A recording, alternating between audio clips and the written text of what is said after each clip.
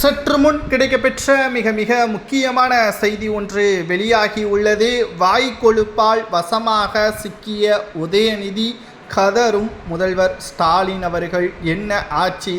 அதாவது திமுகவை பொறுத்தளவிற்கு உதயநிதி அவர்கள்தான் தற்பொழுது முழுமையான நடவடிக்கைகளை மேற்கொண்டு வருகிறார். ஸ்டாலின் அவர்கள் பொம்மையாகத்தான் தலைமையில் செயல்பட்டு வருகிறார் என்பதும் தற்பொழுது நம்மால் பார்க்க முடிகிறது.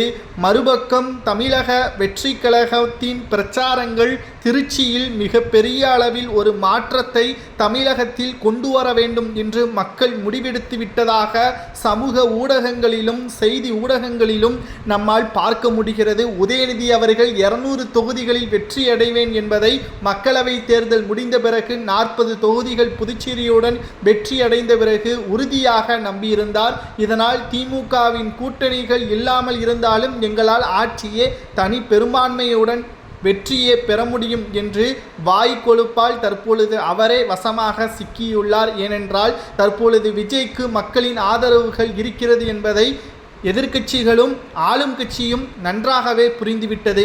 இதனால் தமிழக வெற்றி கழகத்துடன் கூட்டணியை வைக்கும் பட்சத்தில் ஆட்சியும் அதிகாரமும் அதிகப்படியான தொகுதிகளில் போட்டியிடக்கூடிய வாய்ப்பும் கிடைக்கும் என்பது ஆளும் கட்சியின் கூட்டணியான விடுதலை சிறுத்தைகள், காங்கிரஸ் மற்றும் சிறு சிறு கட்சிகளுக்கும் நன்றாகவே புரிந்துவிட்டது.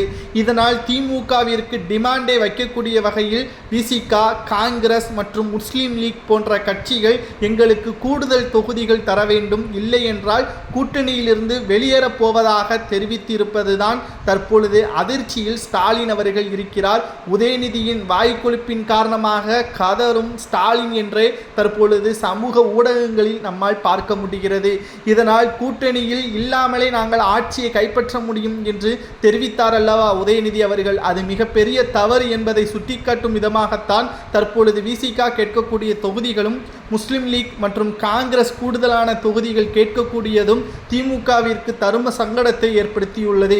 கூட்டணி வேண்டாம் என்றும் அவர்களால் கூற முடியவில்லை. ஏனென்றால் கூட்டணி இல்லை என்றால் திமுகவால் எதிர்க்கட்சி அந்தஸ்தை கூட பெற முடியாது என்பது திமுகவிற்கு இப்பொழுது நன்றாகவே புரிந்திருக்கும். தமிழக வெற்றி கழகத்தின் எழுச்சியால் திமுகவின் கூட்டணி உடைகிறது என்ற தகவல் தற்பொழுது கிடைக்கப்பெற்றுள்ளது.